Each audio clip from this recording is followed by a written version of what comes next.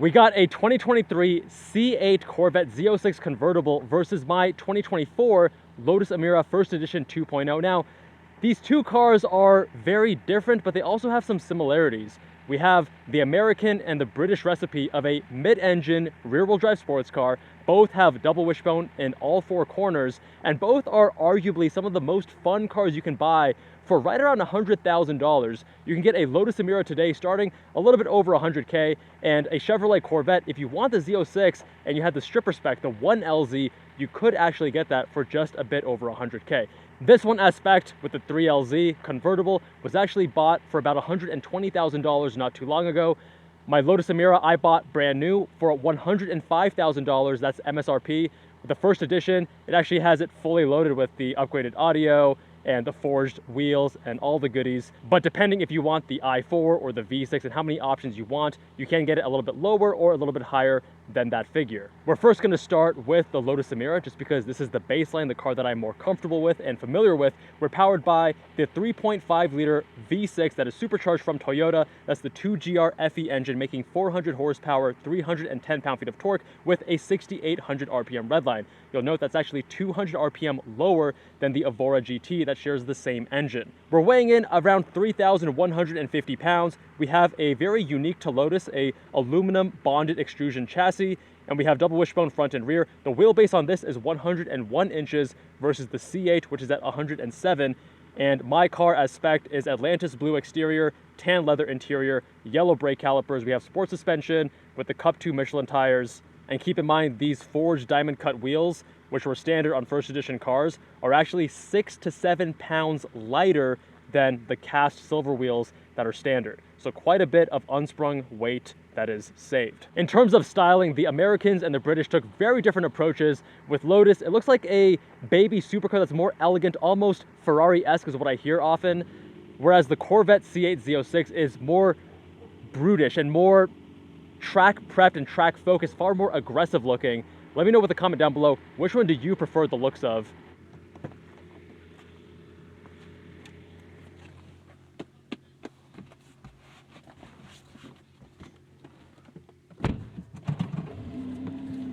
The interior of the Emira, unlike any Lotus that came before, it looks fantastic. You have a screen that is a bit tacked on. You have a digital dash, which I would prefer was analog. I think it's going to age a lot better. Both of these cars have squared off steering wheels, but I think the Lotus implementation, shape, proportions, etc., are far more aesthetic to my eyes. And you have the exposed shifter linkages over here. Very nice touch. 6-speed manual transmission. You cannot get a manual on the C8 Z06. And while it looks great, the fit and finish is a Lotus. So, closing this center console as an example, you gotta kind of slam it shut. And while the materials are nice, they don't have that same quality feeling from a modern Porsche, which has a much better build quality. We have 3 different modes here: Tour, Sport, and Track. We're gonna adjust things like the exhaust valves, as well as throttle response and traction. We have hydraulic steering so that it's not going to change based on the drive mode. And the thing that I absolutely love about the Lotus Emira is that it's not focused so much on outright performance. I mean, 400 horsepower is nothing to scoff at, but when you look at other cars in the price segment, it does underperform. A Porsche Cayman GTS 4.0 is certainly faster around a lap, and the C8 Z06 is way faster than both the Porsche Cayman as well as the Lotus Emira. But what it focuses on is engagement for the driver, the connection between driver and machine, and the emotional response you have behind the wheel.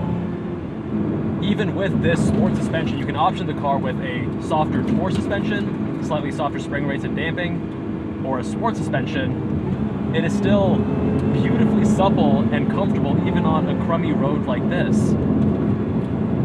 This is noticeably softer than a Lotus Evora GT. And just look at the steering chattering away, telling me everything that's going on at the front axle.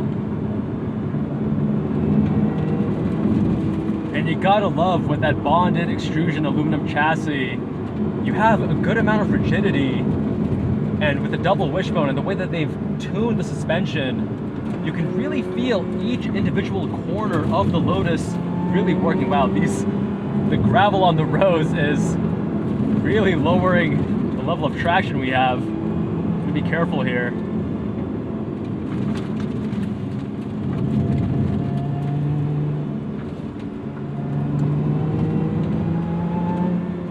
And that's really what this car is about. It's about connecting you, the driver, with the machine, understanding what each corner is doing. The only other car that I think does it better is really a McLaren 750S. You guys can watch that video, that review linked below.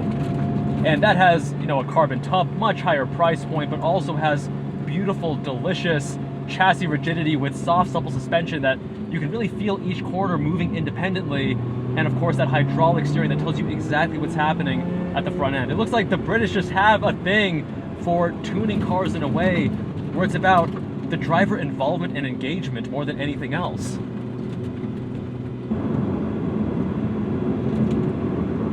And while the steering is phenomenal, there are a few nitpicks I have on the inputs. Number one, while the steering gives you such good road texture, the mid-corner load-up is actually lacking. And even my Mazda Miata have better mid-corner load-up than this Lotus Emira. Also, the transmission, it is a very satisfying transmission to use. If you enjoy rolling your own gears, you will enjoy this car, but there is a bit of a learning curve, and you need to spend time understanding its quirks before you can operate it smoothly and efficiently.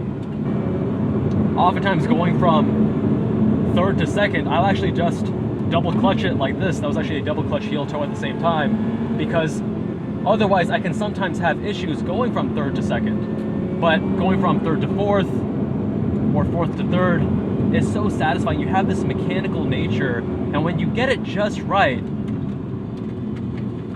it's incredibly satisfying. Now, the pedals themselves, they are shifted a little bit over to the right-hand side. That's part of the aluminum bonded extrusion chassis with double wishbone. Just, you don't have enough space to have the pedals so far out. And your feet are a bit shifted to the right, not as ideal as something like a Porsche. And the way they've tuned the throttle response is actually excellent now. Far better than the Evora GT that came before it, and also prior versions of the Evora, where you had very inconsistent throttle response depending on where in the rev range you were.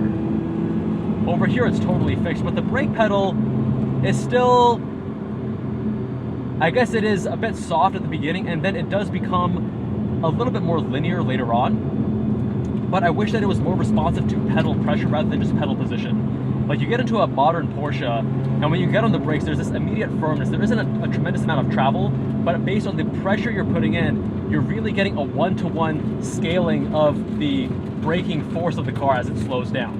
Whereas in the Emira, it almost feels like it's less about how much pressure you're putting in the pedal and just about the relative position of the pedal in terms of its total stroke, the total throw. And that can actually add to the learning curve of learning to drive this car smoothly. But again, after owning this car, it's not a problem for me, but when you first get in the car, you may actually be thrown off by some of these little quirks to the inputs. I do believe, however, that we enjoy challenges. That's why we enjoy driving a manual transmission. It is more difficult than an automatic. It's more engaging as a result. So it's a feature or a bug, depending on how you look at it. I would prefer some of the Porsche inputs in terms of pedals, but I do actually very much enjoy the transmission, even though it can feel like it has a mind of its own at times.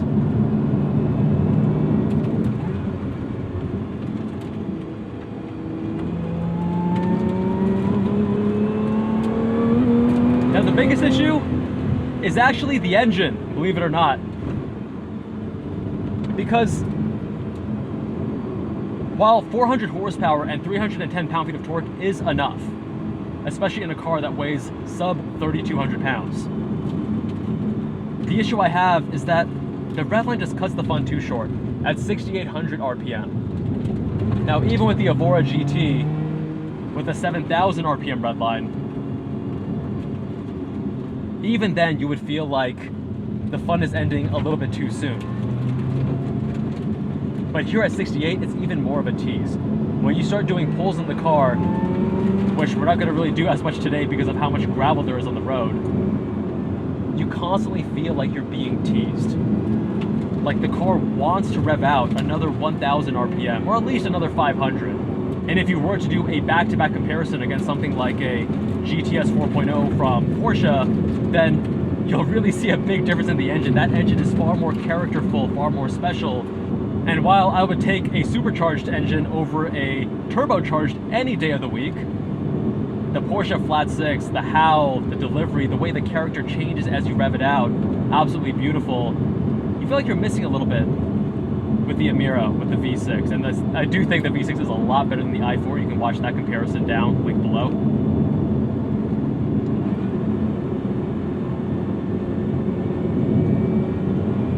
And don't get me wrong, it's not that the engine is bad. This car is phenomenal. It's just that compared to other parts of the car, the engine isn't the strong suit. But don't get me wrong, I love being able to watch that supercharger bypass valve in the rear view move as I'm driving the car like an instrument. And I love that the supercharged nature has this unique whine and still maintains a linear and immediate throttle response, unlike a turbocharged engine.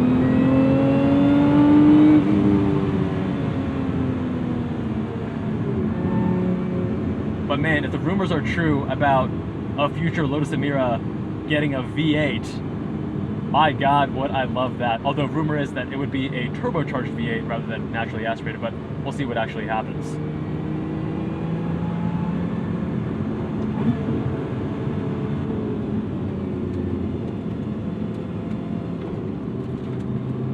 Again, it's no slouch. 400 horsepower is enough. But I fear that when we get behind the seat of the C8 Z06, it will make this car feel slow. But obviously these two cars have very different philosophies of how they're trying to give you an experience and what avenue they take to deliver that sense of fun and enjoyment behind the wheel. So now let's check out the American recipe. Now the C8 Z06 is powered by none other than the LT6 engine. That's a naturally aspirated flat plane crank V8 making 670 horsepower at 8,400 RPM, 460 pound-feet at 6,300 RPM, made it only to an 8-speed DCT. There's no manual option. Depending on the source, the weight ratings vary between 37 to 3,800 pounds for the convertible. Wheelbase on this is 107 inches versus 101 on the Lotus. The 3LZ package on this model has a lot of creature comforts and tech like HUD, GT2 seats that come standard, carbon fiber bits on the interior, and so on. And by getting the Z06, you get not only that magical LT6 engine, but also performance exhaust, different transmission and final drive gearing, wider track, stiffer springs and damping with MagneRide 4 standard, and larger 20 and 21-inch staggered wheels versus 19 and 20s on the base C8, and also upgraded brakes and better cooling. And unlike my Emira, which is on Cup 2s, this is on PS4S rubber.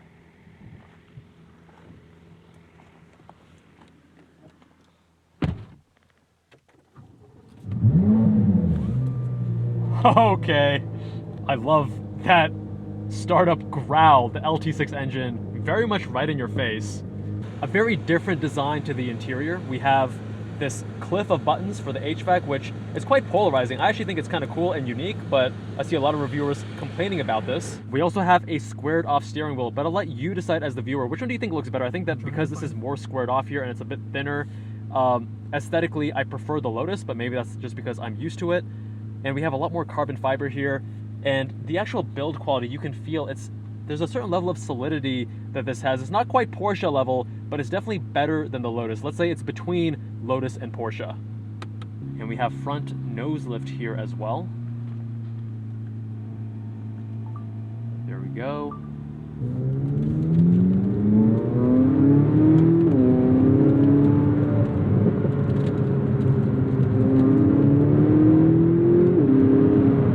Wow. I wish my Lotus Emira had an engine anywhere close to as good as this.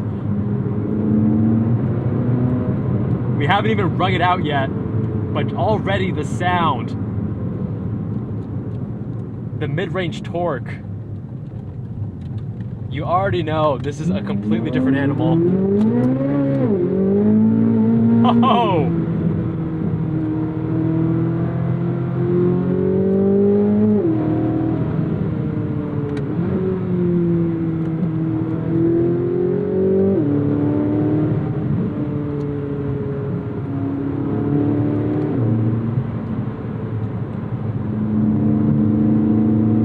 What a completely different driving experience. Of course, the star of the show is the LT6, that naturally aspirated flat plane crank V8 that is just so exotic sounding, making 270 more horsepower than the Lotus Emira.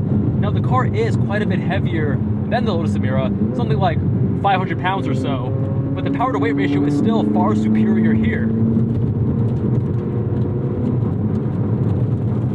Now, unlike the Lotus Emira, we also have adaptive dampers, Magnaride as well, which is a very impressive technology. But here's the thing, you actually have a greater degree of high frequency chatter in the road here than in the Emira, and the reason why is because this car is quite a bit heavier. They can't make it quite as soft and supple. This car is also a Z06, so it is more track focused than the Lotus Emira. So part of it is going to be weight, part of it is also going to be the use case, whereas here they want a car that you can actually take to the track and not feel like it's too soft. If you guys have watched my Lotus Emira track reviews, you'll see me constantly complain that the car is just way too soft for track. It is beautifully damped and tuned for the street, but definitely not for track.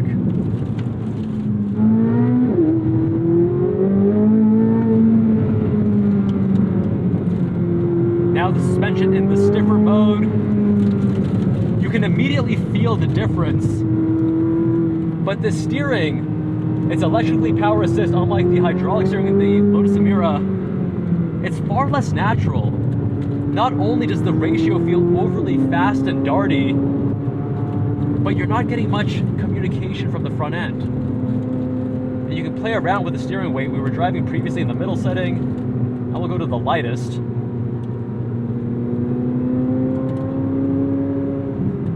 Yeah, and regardless where you are, I feel like the middle setting is probably the best. It still leaves you wanting for more communication, more feel, more naturalness to the inputs. Now the Lotus, of course, has hydraulic steering versus this electric, but even modern Porsches with electric power steering have far more naturalness to the steering and far better feedback as well. Now we have brake-by-wire here, unlike the Lotus Emira, and I'm actually surprised to say that I prefer the brakes here, even though they're brake-by-wire. They're nowhere near as good as, modern Porsche GT car brakes. But this has that initial firmness that you expect from a lot of modern sports cars that the Lotus Emira just doesn't have. That's just not their philosophy on brake tuning.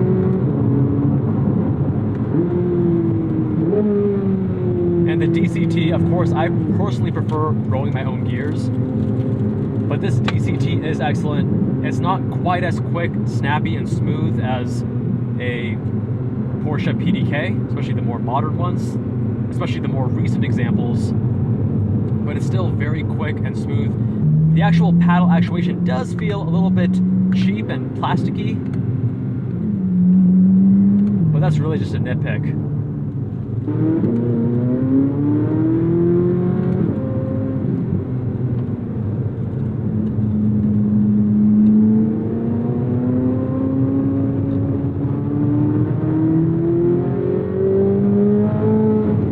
And it keeps going and keeps going.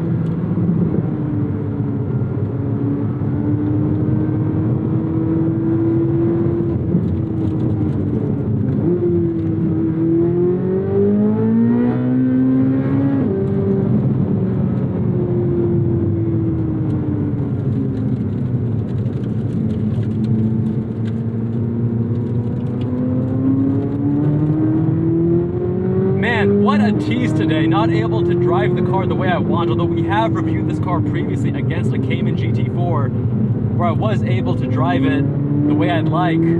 This engine is the opposite of the Lotus Emira.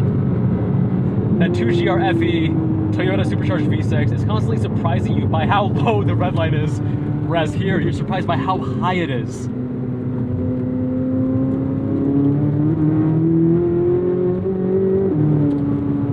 You gotta love that in 2025, Chevrolet is giving us a naturally aspirated V8, flat plane crank with that exotic sound, revving out to over 8,000 RPM. Bring back the high revving, naturally aspirated engines, please. I do respect the C8 Z06 quite a bit, but it's not a perfect car, right? You are getting a much higher performance envelope, and if you care about lap times, about taking the car to the track and beating on it, or just bragging rights, let's be real, most people that buy these cars don't even go to the track with them, then the Z06 is the higher performance vehicle. But there are trade-offs. You don't get anywhere near the same level of communication, that sense of each individual wheel moving with a rigid chassis. You don't get that here, and I think a big part of it is that it's just stiffer sprung for the track, but also stiffer sprung because it is heavier. Your steering is far more numb and unnatural. Your brake pedal is actually not bad, especially that it is brake-by-wire, and you lose out on the optionality of ever rolling your own gears. But I would argue that if you are a driving enthusiast first and foremost, and you value driver connection and the experience behind the wheel more so than outright performance, and you are willing to compromise with that engine in the Lotus Emira. Again, it's not a bad engine, it's just nowhere near as special as this LT6 engine. Then I think the Lotus Emira gives me, at least, more smiles and more fun behind the wheel. Again, today we're also driving these cars far slower than we normally would because of the conditions, but I have driven both cars on this road a lot harder, and even still I would agree that the Lotus Emira is the more engaging car, the more communicative car, the more rewarding car to drive because it challenges you a little bit more as the driver. It has a weight distribution that is more similar to a Porsche 911 than a Porsche Cayman, and it does require some patience and skill as a driver to manage that weight. So in some ways it is actually a worse car than this Z06.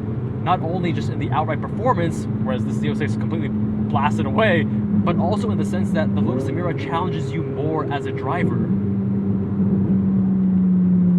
So as a street car, I would personally choose the Lotus Emira, but obviously if you're taking the car to the racetrack, this is the car that is far more capable. This is the car that's not going to constantly frustrate you with issues with the transmission popping out of third gear like it does for me, or the suspension being too soft. It's all about use case and priorities. There's no wrong option here. Both are phenomenal choices, and in 2025, the fact that we can buy either one of these cars brand new today, I'm grateful for that.